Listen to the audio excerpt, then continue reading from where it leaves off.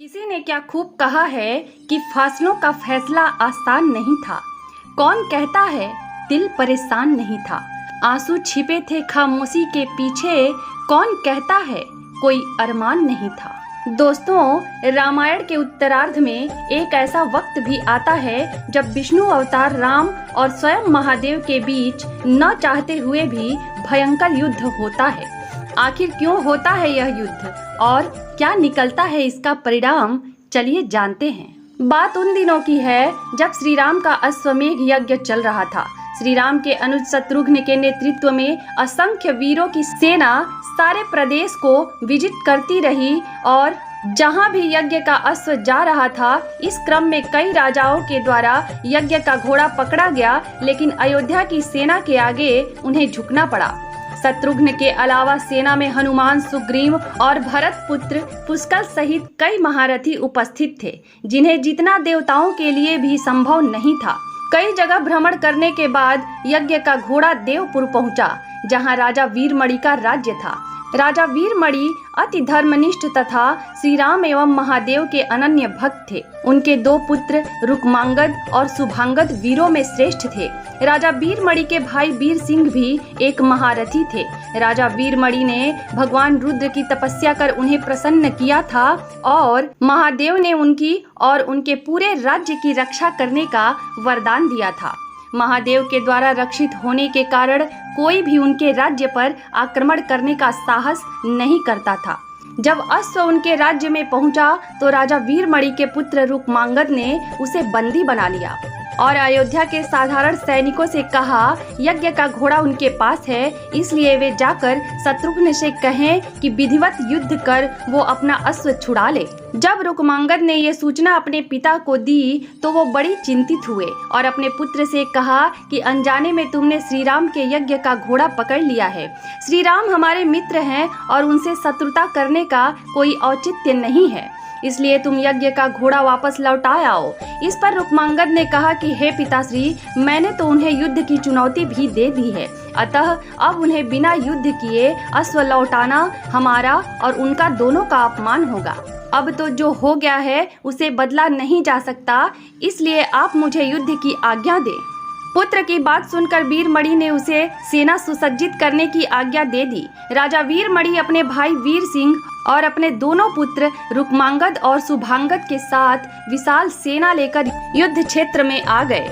इधर जब शत्रुघ्न को सूचना मिली कि उनके यज्ञ का घोड़ा बंदी बना लिया गया है तो वो बहुत क्रोधित हुए एवं अपनी पूरी सेना के साथ युद्ध के लिए कुरुक्षेत्र में आ गए। उन्होंने पूछा कि उनकी सेना से कौन अश्व को छुड़ाएगा, तो भरत पुत्र पुष्कर ने कहा कि तातश्री, आप चिंता न करें, आपके आशीर्वाद और श्री राम के प्रताप से मैं आज ही इन सभी योद्धाओं को मारकर अश्व को मुक्त करता हूँ। वे दोनों इस प्रकार बात कर रहे थे कि पवनसुत हनुमान ने कहा कि राजा वीरमणि के राज्य पर आक्रमण करना स्वयं परमपिता ब्रह्मा के लिए भी कठिन है, क्योंकि ये नगरी महाकाल द्वारा रक्षित है।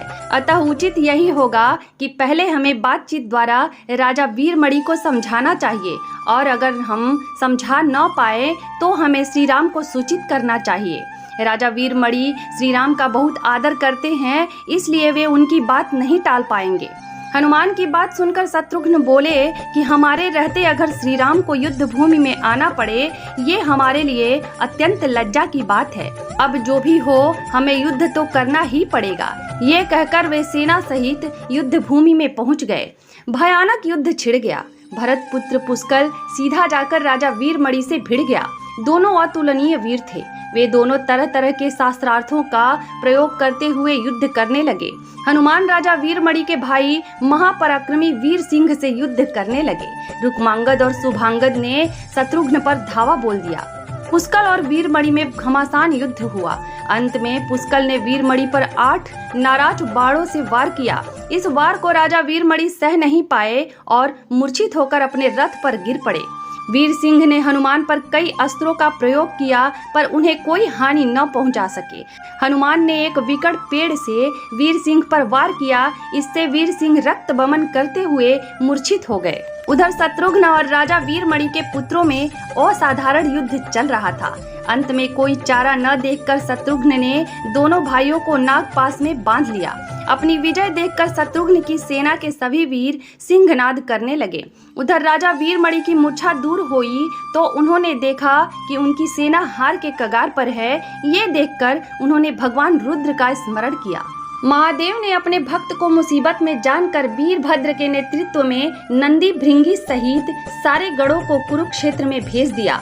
महाकाल के सारे अनुचर उनकी जय जयकार करते हुए अयोध्या की सेना पर टूट पड़े। शत्रुघ्न, हनुमान और बाकी योद्धाओं को लगा कि जैसे प्रलय आ गया हो। जब उन्होंने भयानक मुख वाले रुद्रावतार वीरभद्र, नंदी भृंगी सहित महादेव की सेना देखी तो सारे सैनिक भय से कांप उठे। शत्रुघ्न ने हनुमान से कहा कि जिस वीरभद्र ने बात ही बात में दक्ष प्रजापति की मस्तक काट डाला था और जो तेज और समता में स्वयं महाकाल के समान है, उसे युद्ध में कैसे हराया जा सकता है। ये सुनकर पुष्कल ने कहा कि हे तातश्री, आप दुखी मत हो, अब तो जो भी हो हमें युद्ध तो करना ही पड़ेगा। ये कहते हुए पुष्कल वीरभद्र से, हनुमान नंदी से और शत्रुघ्न भृंगी से जा भिड़े। पुष्कल ने अपने सारे दिव्यास्त्रों का प्रयोग वीरभद्र पर कर दिया, लेकिन वीरभद्र ने बात ही बात में उसे काट दिया। उन्होंने पुष्कल से कहा कि हे बालक, अभी तुम्हारी आयु मृत्यु को प्राप्त होने की नहीं हुई है, इसलिए युद्ध क्षेत्र से हट जाओ। उसी समय पुष्कल ने वीरभद्र पर शक्ति से प्रहार किया, जो सीधे उनके मर्म स्थान पर जाकर लगा। इसके बाद वीरभद्र ने क्रोध से थर्राते हुए एक त्रिशूल से पुष्कल का मस्तक काट लिया और भयानक सिंहनाद किया। उधर भृंगी आदि गणों ने शत्रुघ्न पर भयानक आक्रमण कर दिया।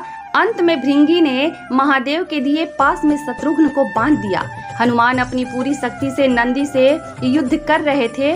उन दोनों ने ऐसा युद्ध किया जैसा पहले किसी ने नहीं किया था। दोनों श्री राम के भक्त थे और महादेव के तेज से उत्पन्न हुए थे।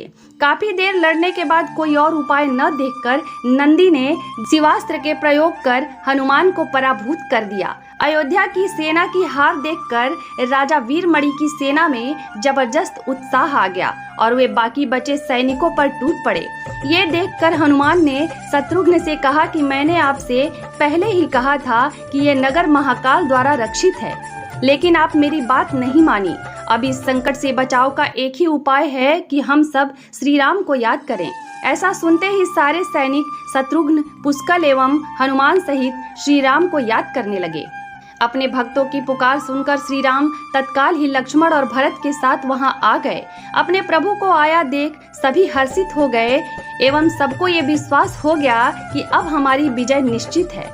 श्री राम के आने पर जैसे पूरी सेना में प्राण का संचार हो गया।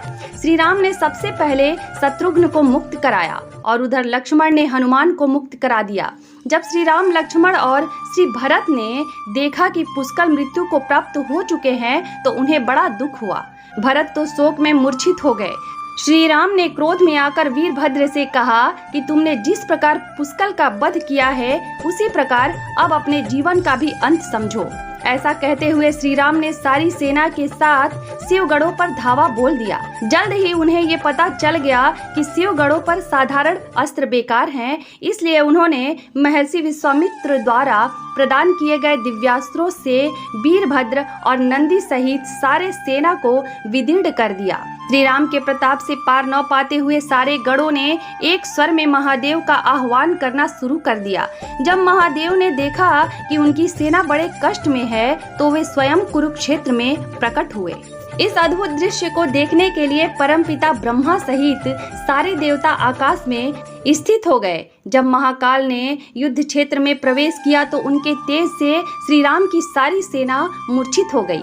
जब श्री राम ने देखा कि स्वयं महादेव रण क्षेत्र में आए हैं तो उन्होंने अस्त्र का त्याग कर भगवान रुद्र को दंडवत प्रणाम किया एवं उनकी स्तुति की। उन्होंने महाकाल की स्तुति करते हुए कहा कि हे सारे ब्रह्मांड के स्वामी, आपके ही प्रताप से मैंने महापराक्रमी रावण का वध किया। आप स्वयं ज्योतिर्लिंग में रामेश्वरम में पधारे। हमारा जो भी बल है वो भी आपके आशीर्वाद के फल स्वरूप ही है। ये जो अश्वमेघ यज्ञ मैंने किया है वो भी आपकी ही इच्छा से हो रहा है, इसलिए हम पर कृपा करें और इस युद्ध का अंत करें।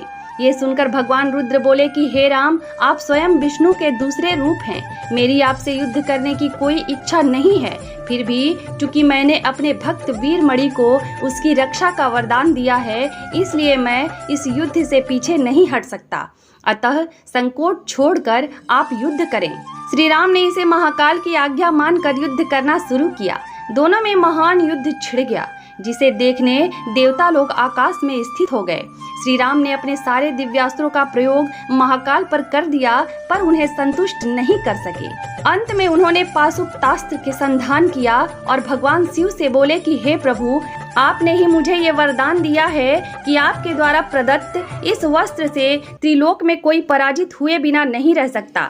इसलिए हे महादेव, आपकी ही आज्ञा और इच्छा से मैं इसका प्रयोग आप पर ही करता हूँ। ये कहते हुए श्री राम ने वो महान दिव्यास्त्र भगवान शिव पर चला दिया, जो अस्त्र सीधा महादेव के हृदय स्थल में समा गया और भगवान रुद्र इससे संतुष्ट हो गए। उन्होंने प्रसन्नता पूर्वक श्री राम से कहा कि आपने युद्ध में मुझे संतुष्ट किया है, इसलिए जो इच्छा हो वर मांग लें।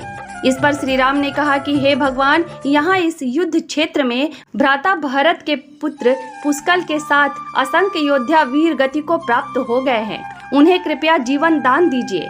महादेव ने मुस्कुराते हुए तथास्तु कहा और पुष्कल समेत दोनों ओर के सारे योद्धाओं को जीवित कर दिया। इसके बाद उनकी आज्ञा से राजा वीरमणि ने यज्ञ का घोड़ा श्री राम को लौटा दिया और अपना राज्य रुक्मांगद को सौंपकर वे भी शत्रुघ्न के साथ आगे चल दिए। तो दोस्तों, ये थी एक छोटी सी जानकारी। अगर आपको वीडियो पसंद आई हो तो इसे लाइक शेयर जरूर करें और चैनल पर नए हों तो चैनल को सब्सक्राइब जरूर करें। Thank you. बाय।